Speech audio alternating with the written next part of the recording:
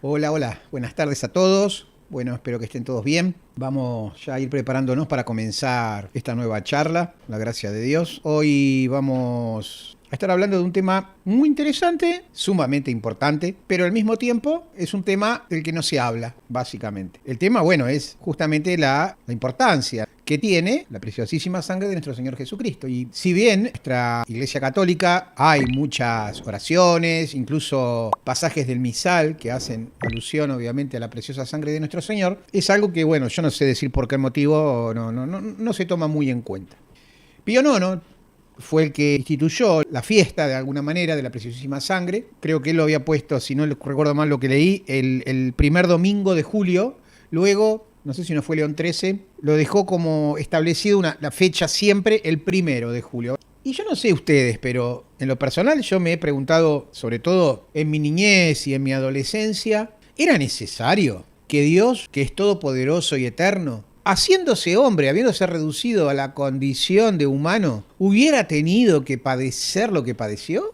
Porque a todas luces encarnó para eso, ¿no? Ustedes vieron la imagen que elegí, una imagen bastante brava, ¿no? Si se quiere, me refiero a la miniatura acá de la charla de hoy, porque hay también pinturas, muchos más, quizás de corte más naif, pero esto es bien realista, porque este es Jesús, este es el Cristo, este es el Mesías, que como oveja al matadero, ¿no? Como corderito al matadero fue calladito la boca, hizo lo que tenía que hacer. Sin embargo, a pesar de esto que yo digo, me lo digo a mí, te lo digo a vos, uno puede todavía rascarse la cabeza y decir, che, ¿realmente tenía que ser así? Porque, a ver, si... ¿no? Yo, digamos, estoy pensando en voz alta, lo comento así. Si Dios, lo dije hace un rato, es todopoderoso, es eterno, es infinito, a él le bastaba con decir, che, perdono todos los pecados de la humanidad de ayer, la de hoy y la del mañana, la de todos los tiempos. Y ya estaba. Bueno, en un punto uno se tiene que encoger de hombros y aceptar que querer o pretender racionalizar el concepto de Dios es, por decirlo menos, vanidoso, ¿no? Sabemos que es imposible.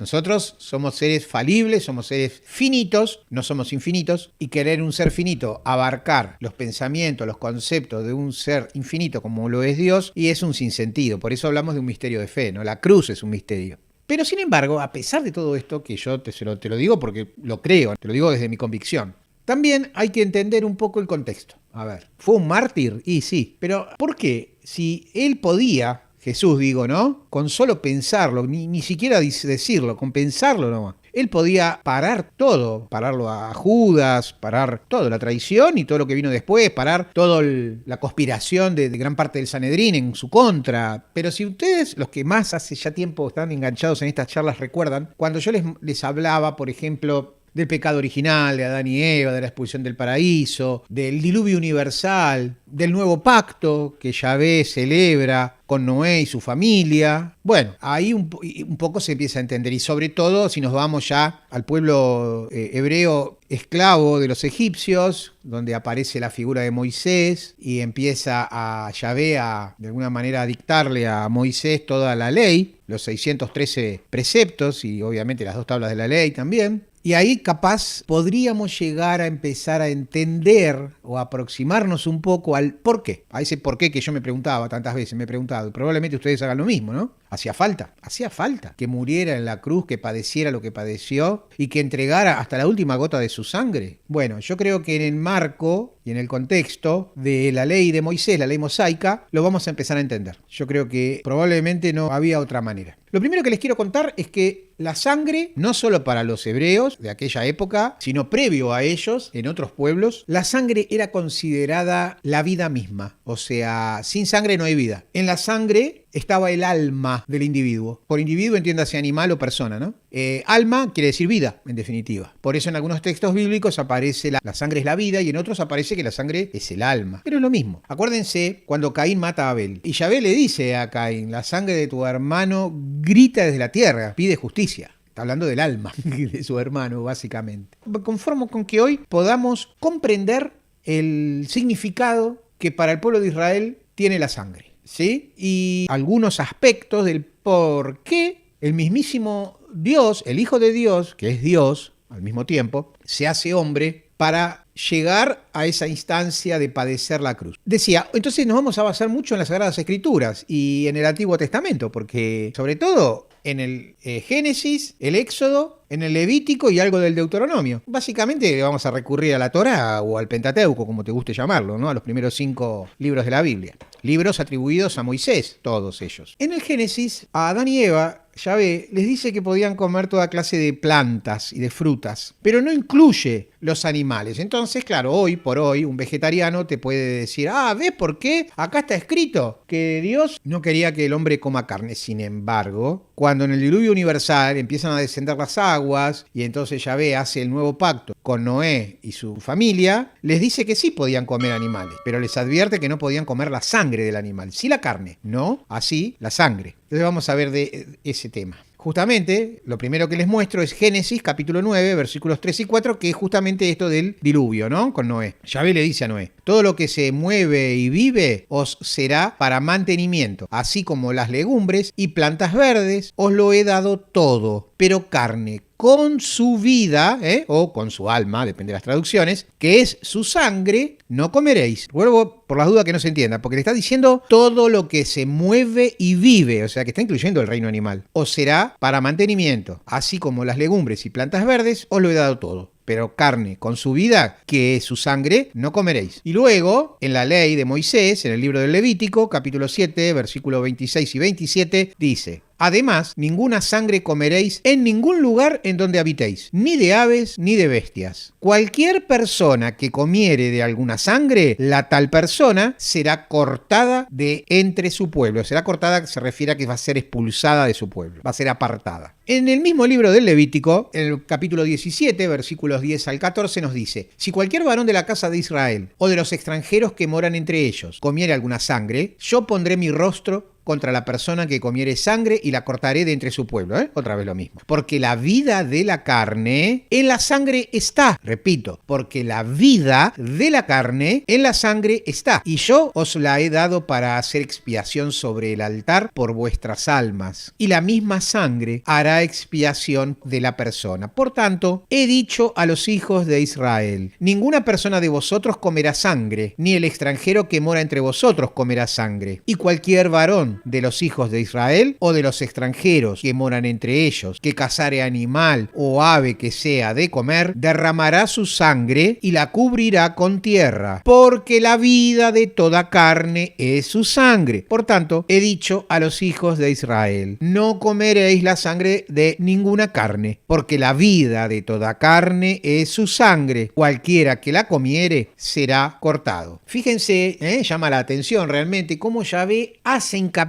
y vuelve a repetir varias veces que la vida está en la sangre. Obviamente hace hincapié en la prohibición de tomar o comer la sangre de ese animal, de esa ave, de esa bestia, de lo que sea. Seguimos con la prohibición, porque hay más data acerca de la prohibición de comer la sangre del animal. Ahora vamos al libro del Deuteronomio, capítulo 12, versículos 22 y 23. Lo mismo que se come la gacela y el ciervo, así la podrás comer. El inmundo y el limpio podrán comer también de ellas. Solamente que te mantengas firme en no comer sangre, porque la sangre es la vida, y no comerás la vida juntamente con su carne. Clarito, ¿no? Por la duda les aclaro que acá cuando dice que la podrán comer tanto el inmundo como el limpio, sería lo mismo que decir el israelita o el extranjero. El que está purificado, el que está limpio, o el que no, el que está en pecado, o es extranjero que directamente ni siquiera es del pueblo de Dios, teóricamente, ¿no? No se olviden que el pacto era con Israel. Ahora me gustaría ver cómo es que también, amén de la prohibición, ¿no?, de comer la sangre de los animales con su carne, podías comer la carne pero no así la sangre. Vamos a ver ahora cómo la ley mosaica también habla sobre que la sangre se utilizaba como un vehículo de adoración. Vamos a las escrituras y ahí nos vamos enseguida a dar cuenta de lo que les estoy diciendo. Es una ofrenda, las ofrendas a Dios. Es Levítico, esto 3,1-2.6-8.12s es el equivalente de decir Levítico capítulo 3, versículos 1 al 2, 6 al 8, 6, 7 y 8, 12 y siguiente, o sea, 12 y 13. Entonces en el Levítico leemos: si su ofrenda fuere sacrificio de paz, si hubiere de ofrecerla de ganado vacuno, sea macho o hembra, sin defecto, la ofrecerá delante de Yahvé. Pondrá su mano sobre la cabeza de su ofrenda y la degollará a la puerta del tabernáculo de reunión. Y los sacerdotes, hijos de Aarón, rociarán su sangre sobre el altar alrededor. Mas, si las ovejas fuere su ofrenda para sacrificio sacrificio de paz a Yahvé, sea macho o hembra, la ofrecerá sin defecto. Si ofreciere cordero por su ofrenda, la ofrecerá delante de Yahvé, pondrá su mano sobre la cabeza de su ofrenda y después la degollará delante del tabernáculo de reunión, y los hijos de Aarón rociarán su sangre sobre el altar alrededor. Si fuese cabra su ofrenda, la ofrecerá delante de Yahvé, pondrá su mano sobre la cabeza de ella y la degollará delante del tabernáculo de reunión, y los hijos de Aarón rociarán su sangre sobre el altar alrededor. Por eso puse así la nomenclatura, porque para no hacerlo tan largo, porque es un texto muy largo, puse las partes donde habla justamente de degollar al animal y rociar la sangre de ese animal sobre el altar, ¿entienden? Les aclaro que ahí también habla de la grasa del animal, también se ofrece en holocausto, dice es olor agradable a Yahvé, bueno, por eso hay mucho más, pero también habla de lo que hay que hacer con la piel, con la materia fecal del animal, materia impura, dice, bueno, hay un montón de leyes al respecto. Vamos al libro del Éxodo, capítulo 29, versículos 10 al 12. Dice, después llevarás el becerro delante del tabernáculo de reunión, y a Aarón y sus hijos pondrán sus manos sobre la cabeza del becerro, y matarás el becerro delante de Yahvé a la puerta del tabernáculo de reunión. Y de la sangre del becerro tomarás y pondrás sobre sus cuernos del altar con tu dedo, y derramarás toda la demás sangre al pie del altar. Yo les recuerdo, vimos justamente cómo era el arca de la alianza. ¿Se acuerdan que la tienda tenía, y después cuando Salomón hizo el templo era igual, tenía los tres lugares? Había un lugar donde estaba el arca, que era el lugar santo de los santos, el lugar santísimo, donde solo entraba el sumo sacerdote una vez al año, en el día de expiación. Estaba el lugar del incienso, que era permanente, había bueno, esas cuestiones. Bueno, el arca estaba hecha de madera de acacia, si no recuerdo mal, y tenía en los cuatro extremos como unos cuernos, forrado en oro, ¿no? Por supuesto. Bueno, parece que la sangre había que ponerla en los cuernos. Y después en Éxodo, un poquito más adelante, también el capítulo 29, pero el versículo 15 y 16, dice, asimismo tomarás uno de los carneros, y Aarón y sus hijos pondrán sus manos sobre la cabeza del carnero, y matarás el carnero, y con su sangre rociarás sobre el altar alrededor. Lo mismo que habíamos leído antes en el libro del Levítico, ahora lo vemos en el libro del Éxodo. Bueno, y por último, con respecto a las ofrendas, lo que me pareció oportuno tomar en cuenta del Antiguo Testamento, con respecto a la ofrenda, la sangre como ofrenda, en Éxodo, otra vez capítulo 29, ahora los versículos 19, 20 y 21 dicen, tomarás luego el otro carnero, y a Aarón y sus hijos pondrán sus manos sobre la cabeza del carnero, y matarás el carnero, y tomarás su sangre, y la pondrás sobre el lóbulo de la oreja derecha de Aarón, sobre el lóbulo de la oreja derecha de sus hijos, sobre el dedo pulgar de la mano derecha de ellos, y sobre el dedo pulgar de los pies derechos de ellos, y rociarás la sangre sobre el altar alrededor, y con la sangre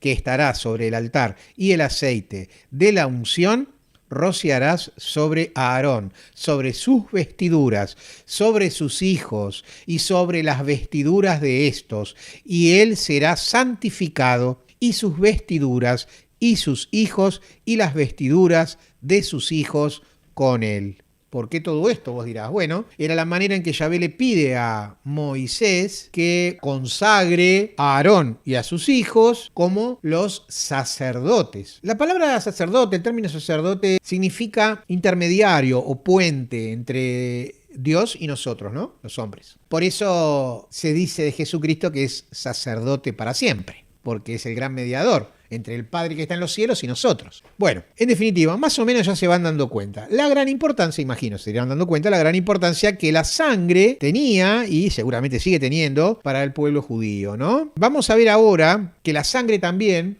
no solamente había prohibición de tomar la sangre de los animales, no solamente la sangre se utilizaba para adorar a Dios, para presentar la ofrenda ante el Señor, sino que la sangre era considerada, y acá creo que es la clave de todo esto, era considerada vehículo de expiación, vehículo de purificación, de perdón de los pecados de los hombres. Más o menos vamos viendo, ¿no? ¿Hacia dónde vamos con esto?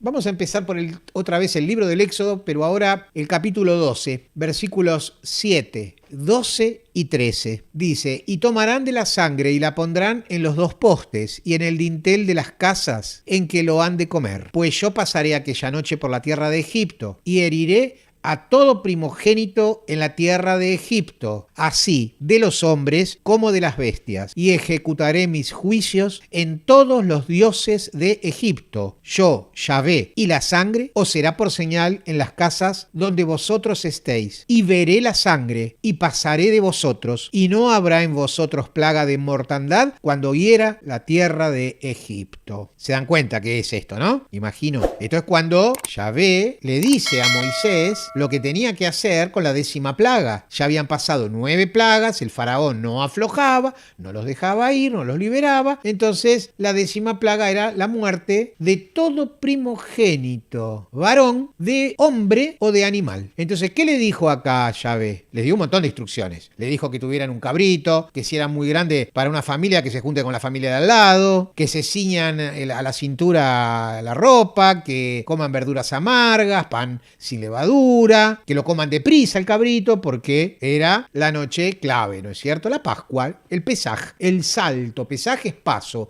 En realidad, Pesaj quiere decir saltearse. Saltearse un lugar. Yahvé le dice, mira, yo voy a herir, en realidad es matar, a todo primogénito. Entonces, ¿cómo hago para yo saber que en esa casa no tengo que matar a nadie porque es parte de mi pueblo? Bueno, ese cabrito que van a comer, como la sangre no la pueden comer, con la sangre, con un hisopo, van a pintar los 2 postes de los costados de la puerta y el dintel. Entonces yo ya pasaré de largo por esa casa. La voy a saltar. Ustedes capaz que alguno se puede llegar a estar, imagino, preguntando cómo que Yahvé. Bueno, así dice la escritura. Yo te cuento lo que dice. Luego la tradición habla del ángel exterminador, el ángel de la muerte y demás. La verdad que mucho la cosa no cambia, ¿no? Haya sido Yahvé en persona o haya sido un mensajero, porque en definitiva ángel quiere decir mensajero, que por orden directa de Yahvé haya ejecutado la 10ª plaga. Para el caso es lo mismo. Por la duda te lo aclaro, ¿no? Que no es un tema clave, no es una cosa de gran importancia. Aunque a muchos, me incluyo en su momento, cuando lo leí la primera vez, me llamó la atención. Pero bueno. Vamos a seguir con la importancia de la sangre como vehículo de expiación. En el libro del Levítico, capítulo 16, versículos 1 al 22. Este es largo, les aclaro que es largo. Son varias placas, porque son 22 versículos, prácticamente el capítulo entero. Levítico, capítulo 16, versículos 1 al 22, dice así. Habló Yahvé a Moisés después de la muerte de los 2 hijos de Aarón, cuando se acercaron delante de Yahvé y murieron. Yo no sé si ustedes lo recuerdan esto está en Levítico 10, donde los hijos se llamaban Nadab y Abiú, fueron y tomaron cada uno un incensario, pusieron fuego, quemaron incienso delante de Yahvé. Pero la escritura dice que era un fuego extraño, que Yahvé nunca les había mandado. Y dice la escritura que salió fuego delante de Jehová y los quemó. Y murieron delante de Yahvé. Son cosas que a uno lo dejan pensando, ¿no? Pero bueno, es Dios y punto. Él sabe por qué. En ese momento, además, hay algo que creo que hay de maduro, ¿no? Y ya lo hemos hablado en otras charlas, que los dioses, entre comillas dioses con minúscula vamos a decir, como los de Egipto, los dioses de los cananeos, los dioses de los filisteos, todos los demás pueblos de la zona, eran dioses combativos, eran dioses guerreros. A ver, Moloch le ofrecían bebés, quemaban vivo a las criaturas. Eran demonios en realidad, ¿no? Disfrazados obviamente de dioses, falsos dioses, podríamos decir. Yahvé era el único Dios verdadero. Pero parece ser, por lo que dice la Biblia, que los pueblos de aquel entonces entendían ese lenguaje, ¿no? El que las hace las paga, qué sé yo. Entonces nos encontramos por ahí con un Dios castigador, un Dios por ahí, vos lo ves así a primera vista, decís, che, Yahvé no tiene mucho que ver con Jesús, porque Jesús, todo amor, misericordia, no tanto amó Dios al mundo que entregó a su único hijo, ¿no? Dice la escritura, o sea que Yahvé también nos ama. ¿Qué te puedo decir? Porque es un tema que mucha gente, que yo creo que gente con mala leche, gente malintencionada, te empieza, y hay libros incluso escritos al respecto, que intentan demostrar que Yahvé no es el Padre Celestial, que Yahvé no es el papá de Jesús. Pero bueno, lo único que puedo entender es que eso, digamos, encierra una mala intención. Si no, no podés pensar de esa manera. No creo que sea ignorancia, lo digo en serio, ¿eh? Porque el que se dedica a leer en serio la Biblia a conciencia termina sacando esa conclusión, ¿no? Cuando a Jesús lo enjuicia el Sanedrín, se le pregunta, ¿quién es tu padre? Y él dijo, mi padre es aquel al que ustedes llaman Dios. ¿A quién llamaban Dios los hebreos? A Yahvé, lo dijo Jesús. Vamos a leer entonces Levítico capítulo 16, versículos 1 al 22. Habló Yahvé a Moisés después de la muerte de los 2 hijos de Aarón cuando se acercaron delante de Yahvé y murieron. Y Yahvé dijo a Moisés, di a Aarón, tu hermano, que no en todo tiempo entre en el santuario detrás del velo, delante del propiciatorio que está sobre el arca, para que no muera, porque yo apareceré en la nube sobre el propiciatorio. Saben ustedes por qué hago énfasis en el que aparecerá en la nube, ¿no? Porque esto, digamos, de alguna manera yo tengo que llevar un hilo, ¿no? Con otras charlas previas. Di a Aarón tu hermano que no en todo tiempo entre en el santuario detrás del velo, delante del propiciatorio que está sobre el arca para que no muera, porque yo apareceré en la nube sobre el propiciatorio. Más claro, échale agua, ¿no?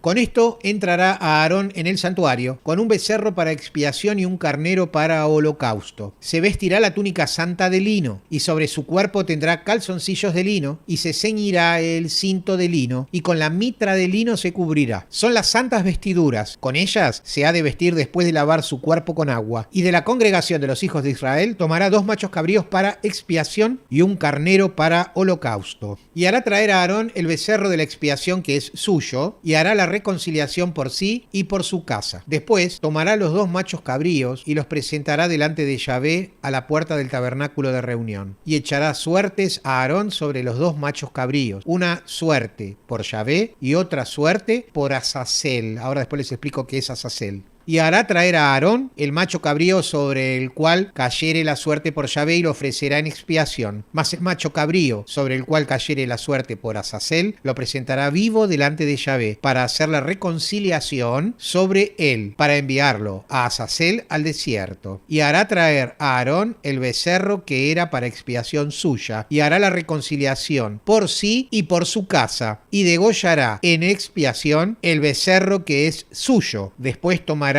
un incensario lleno de brasas de fuego del altar de delante de Yahvé y sus puños llenos del perfume aromático molido y los llevará detrás del velo. Y pondrá el perfume sobre el fuego delante de Yahvé y la nube del perfume cubrirá el propiciatorio que está sobre el testimonio para que no muera. Tomará luego de la sangre del becerro y la rociará con su dedo hacia el propiciatorio al lado oriental. Hacia el propiciatorio esparcirá con su dedo 7 veces de aquella sangre. Después desgollará el macho cabrío en expiación por el pecado del pueblo y llevará la sangre detrás del velo adentro y hará de la sangre como hizo con la sangre del becerro y la esparcirá sobre el propiciatorio y delante del propiciatorio. Así purificará el santuario a causa de las impurezas de los hijos de Israel y de sus rebeliones y de todos sus pecados. De la misma manera hará también al tabernáculo de reunión, el cual reside entre ellos en medio de sus impurezas. Ningún hombre estará en el tabernáculo de reunión cuando él entre a hacer la expiación en el santuario hasta que él salga y haya hecho la expiación por sí, por su casa y por toda la congregación de Israel. Y saldrá al altar que está delante de Yahvé y lo expiará, y tomará de la sangre del becerro y de la sangre del macho cabrío, y la pondrá sobre los cuernos del altar alrededor, y esparcirá sobre él de la sangre con su dedo 7 veces, y lo limpiará y lo santificará de las inmundicias de los hijos de Israel. Cuando hubiese acabado de expiar el santuario y el tabernáculo de reunión y el altar, hará traer el macho cabrío vivo y pondrá a Aarón sus 2 manos sobre la cabeza del macho cabrío vivo y confesará sobre él todas las iniquidades de los hijos de Israel, todas sus rebeliones y todos sus pecados, poniéndolos así sobre la cabeza del macho cabrío, y lo enviará al desierto por mano de un hombre destinado para esto. Y aquel macho cabrío llevará sobre sí todas las iniquidades de ellos a tierra inhabitada y dejará ir al macho cabrío por el desierto. Bueno, ese macho cabrío es el Azazel, se le llamaba así, al que le tocaba en suerte no morir, pero lo mandaban cargando con todas las culpas de Aarón, de su familia y de todo el pueblo de Israel sobre su cabeza. ¿Qué queda acá entonces? Por ahí ya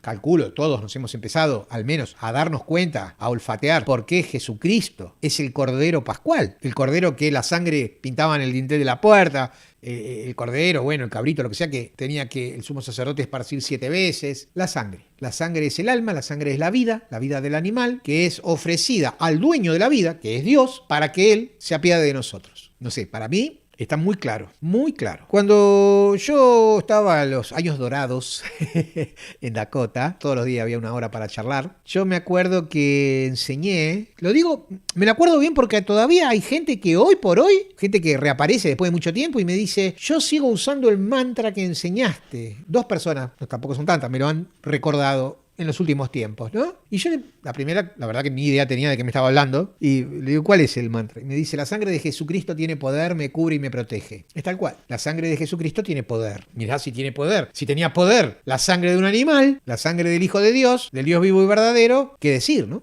¿Qué agregar al respecto? Así que bueno, vamos a entrar ahora en la parte del Nuevo Testamento, donde empezamos a poner, obviamente, al protagonista, con mayúsculas, que es nuestro Señor, ¿no? Nuestro Señor Jesucristo. Entonces, nos vamos a ir ahora a consultarlo al teólogo, a Juan Evangelista. Vamos a ver un pasaje de su Evangelio, capítulo 19, versículos 33 y 34, donde nos dice: mas cuando llegaron a Jesús, como le vieron ya muerto, no le quebraron las piernas, pero uno de los soldados le abrió el costado con una lanza y al instante salió sangre y agua. Yo con respecto a este pasaje, que solo lo menciona Juan, pero no se olviden que Juan fue el único que tuvo el coraje, la valentía, el amor también, ¿por qué no?, de permanecer al pie de la cruz, junto a la Virgen María, María Magdalena, la otra María. Yo no entiendo todavía cómo no lo agarraron de las pestañas y lo crucificaron a él también, por seguirlo al Señor. Pues a las mujeres no le daban bola, las mujeres eran como un objeto, no había, ¿qué va? Una mujer no me va ni me viene, ¿no? Decían los romanos. Tanto los romanos como los judíos mismos, que todo era del varón. Quizás por su juventud, era muy joven, según se sabe, o por lo menos lo que dice la tradición. La tradición de la iglesia habla de que era un adolescente, tenía 14, 15 años, más no tenía, era el más chiquito. No sé si era por eso, no era por eso, porque en realidad para los judíos a los 13 años es adulto, así que hay muchas cosas que la verdad que es perder el tiempo intentar saberlas porque no hay información, ¿no? Pero sí se sabe que él estuvo al pie de la cruz. Él vio que no le quebraron las piernas, él vio que le clavaron la lanza en el costado derecho y brotó sangre y agua. Y la tradición dice que ese soldado romano se llamaba Longinos, un santo, desaclaro que está en los altares, San Longinos, y la tradición dice que era, no sé si era tuerto, parece que tenía, no sé, mal un ojo, una cosa así. Y que la sangre y el agua que brotó del corazón de Jesús, ya fallecido en la cruz Jesús, cayó sobre ese ojo y él se curó. Y a mí no me extraña que esto sea real, al contrario, yo tengo convicción de que fue así porque el templo de Dios, ese cuerpo que estaba ahí suspendido en el árbol de la cruz, imagínense, cómo no iba a seguir por amor haciendo el bien a los demás. No sé si alguna vez alguno de ustedes leyó o vio algún documental, algo acerca de la lanza del destino. La lanza del destino se le llama así a la lanza que San Longinos usó para clavar en el costado derecho de Jesús, para atravesar su corazón. Hay leyendas, infinidad de leyendas alrededor de la lanza del destino que hablan de poderes increíbles que tiene la lanza. Eso fue el Evangelio de Juan, capítulo 19, versículos 33 y 34. Ahora, en la primera carta de Juan, en el capítulo 5, versículo 6, nos dice Juan: este es Jesucristo, que vino mediante agua y sangre, no mediante agua solamente, sino mediante agua y sangre, haciendo alusión nuevamente a lo que brotó de su corazón, ¿no? En la primera de Juan, pero capítulo 1, versículos 6 y 7, Juan dice: si decimos que tenemos comunión con Él y andamos en tinieblas, mentimos y no practicamos la verdad. Pero si andamos en luz, como Él está en luz, tendremos comunión unos con otros, y la sangre de Jesucristo, su Hijo, nos limpia de todo pecado. Clarito, ¿no? Acá ya no es el Azazael que se mandaba al desierto cargando los pecados, y el otro que era desgollado y su sangre rociada 7 veces y demás, sino que acá es la sangre de Jesucristo, la que nos limpia de todo pecado. Están viendo ahí la relación directa que hay, ¿no? Jesús era judío, era parte del pueblo hebreo, a ellos vino, así que ¿cómo iba a ser? No podía ser de otra manera, ¿eh? Además les digo algo. Si ustedes analizan a conciencia en los 4 evangelios la pasión y la muerte de Jesús, o sea, agarren los evangelios desde la oración en el huerto, la oración en Getsemaní en adelante. Y es más, si quieren váyanse más atrás todavía, más adelante. Agarren desde la preparación de la Pascua, o sea, desde que entra victorioso en Jerusalén, montado en un pollino, de ahí en adelante. Lean de ahí en adelante los 4 evangelios y van a ver que hay una coherencia impecable donde yo creo queda ampliamente demostrado que Jesucristo provoca que lo crucifiquen. Vos decís: Jorge, ¿qué estás diciendo? Es que es así, léelo y vas a ver. Y además, yo dije al principio de la charla que racionalizar a Dios es un sinsentido, pero bueno, ¿qué va a ser? Somos seres racionales en definitiva e intentamos solo aproximarnos a la verdad, a una mera interpretación de Dios, de quién es Dios. Hay un hecho, que Dios es Dios, no cabe duda. ¿Cómo es? Ahí ya depende de la interpretación de cada uno de nosotros, ¿no? Tenemos las Sagradas Escrituras para tener una guía muy, muy fuerte al respecto. Y es de ahí en lo que me baso para decir lo que dije, que él lo provoca. Porque era obvio, y esto ya racionalizando, o yo diría humanizándolo a Yahvé del todo, Yahvé había hecho un pacto, ¿no? Había hecho un pacto pacto con el pueblo elegido. Eligió un pueblo, el pueblo hebreo. Y nada, ese pacto él ya quería, ya se había cumplido y él quería que ese pacto fuera universal para toda nación, toda raza, toda ideología, para todo hombre y mujer de este mundo y de los demás mundos también. Y entonces, ¿cómo podés vos romper? ¿Qué iba a decir Yahvé? ¿No juego más? ¿Cambio las reglas? Había que provocar que el pueblo le diera la espalda al Mesías. Me parece a mí, digo, no sé. Los invito a que escriban en el chat sus opiniones. Bien, bueno, seguimos un poquito más. Bueno, vamos a seguir con la lectura de Carta a los Hebreos. San Pablo ahora. Ya dejamos a Juan, pasamos a San Pablo. La carta a los Hebreos, capítulo 9, versículos 11 al 22. Como es obvio, esta carta está dirigida a los hebreos de parte de un hebreo, Saulo, no se olviden, Pablo de Tarso, de la ciudad de Tarso. Hebreos, capítulo 9, versículos 11 al 22. Se los aclaro porque es de un judío a los demás judíos.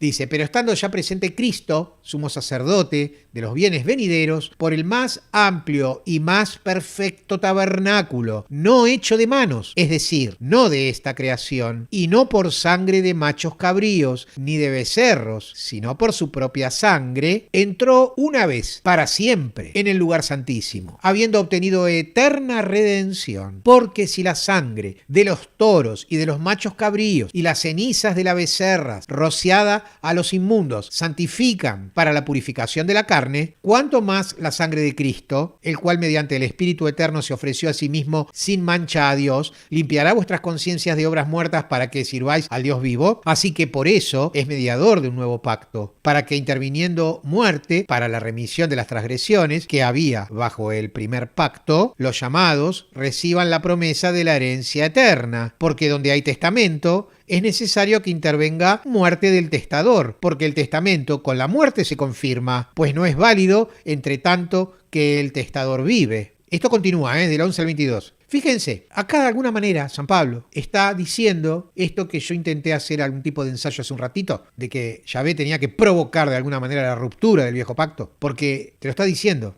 Así que dice, por eso es mediador Cristo, ¿no? De un nuevo pacto, para que interviniendo muerte para la remisión de las transgresiones que había bajo el primer pacto, los llamados reciban la promesa de la herencia eterna. Bueno, vamos a continuar. Habíamos quedado, leo el último versículo, porque el testamento con la muerte se confirma, pues no es válido entre tanto que el testador vive. La continuación dice, de donde ni aún el primer pacto fue instituido sin sangre, de donde ni aún el primer pacto fue instituido sin sangre, siempre está la sangre, chicos, porque habiendo anunciado Moisés todos los mandamientos de la ley a todo el pueblo, tomó la sangre de los becerros y de los machos cabríos con agua, lana escarlata e hisopo y roció el mismo libro y también a todo el pueblo diciendo, esta es la sangre del pacto que Dios os ha mandado. Y además de esto, roció también con la sangre el tabernáculo y todos los vasos del ministerio, y casi todo es purificado según la ley con sangre, y sin derramamiento de sangre no se hace remisión. O sea, sin derramamiento de sangre no hay perdón, chicos. Y esto lo dice San Pablo, un hebreo que le escribe una carta a los otros hebreos, al pueblo hebreo. Es la carta a los hebreos, capítulo 9, versículos 11 al 22, lo que acabamos de leer.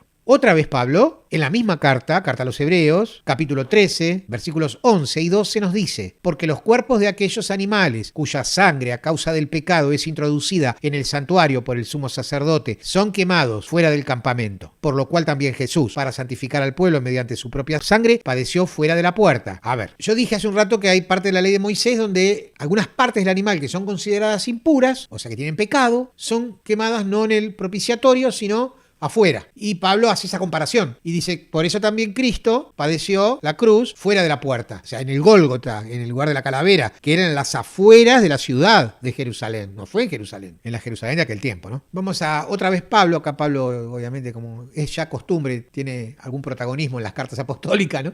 13 cartas son atribuidas a su autoría, aunque hoy se sabe que no las 13 no son todas de él, algunas son de algunos discípulos de él que firmaban como él, pero bueno, nada, hay 13 cartas, ¿no? No es poco. Bueno, Efesios, capítulo 2, versículos 11 al 13 nos dice, por tanto, acordaos de que en otro tiempo vosotros, los gentiles, en cuanto a la carne, les recuerdo a ustedes que los gentiles eran los que no eran judíos, los incircuncisos. Por tanto, dice Pablo, repito, acordaos de que en otro tiempo vosotros, los gentiles, en cuanto a la carne, erais llamados incircuncisos por la llamada circuncisión hecha con mano en la carne. En aquel tiempo estabais sin Cristo, alejados de la ciudadanía ciudadanía de Israel y ajenos a los pactos de la promesa, sin esperanza y sin Dios en el mundo. Pero ahora en Cristo Jesús, vosotros, que en otro tiempo estabais lejos, habéis sido hechos cercanos por la sangre de Cristo. Es lo que les digo, la nueva alianza, el nuevo pacto, que a todas vistas es sellado con su sangre en la cruz, es universal, es un pacto universal. Ya no hay un pueblo elegido, es toda la humanidad,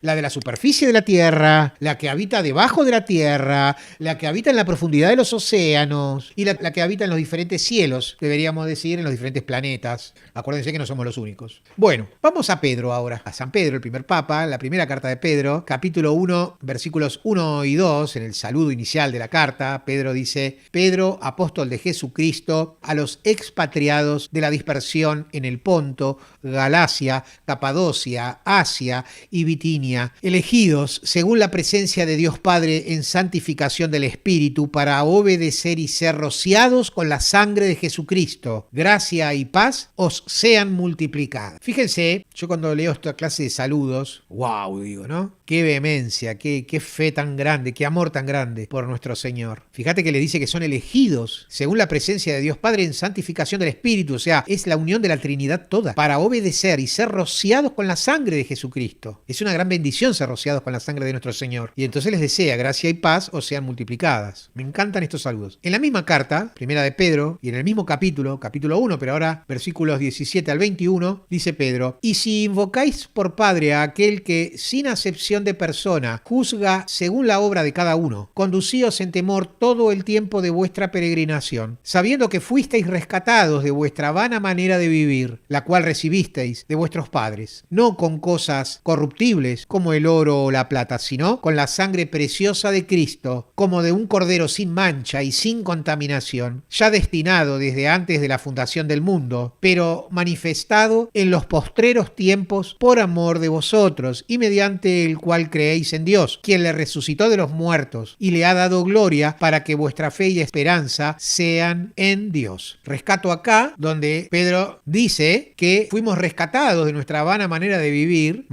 que recibimos de nuestros padres, ¿no? Dice, y ya no con cosas corruptibles como el oro y la plata, sino con la sangre preciosa de Cristo, como de un cordero sin mancha y sin contaminación, ya destinado desde antes de la fundación del mundo. Ojo, cuando yo les hablo del plan cósmico de salvación, desde antes de la fundación del mundo, pero manifestado, dice Pedro, en los postreros tiempos, por amor de vosotros. ¿Qué tal, Es por amor. Dios todo lo que hace con vos, conmigo, con el bueno y con el malo, lo hace por amor. Cada inhalación, cada exhalación, cada sístole, cada diástole de mi corazón, cada fluir de cada molécula de mi sangre, mis arterias y en mis venas, mi linfa, todo lo que se te puede ocurrir, cada chispa de pensamiento, es Dios obrando en vos, en mí y en el vecino por igual. Y lo hace por amor.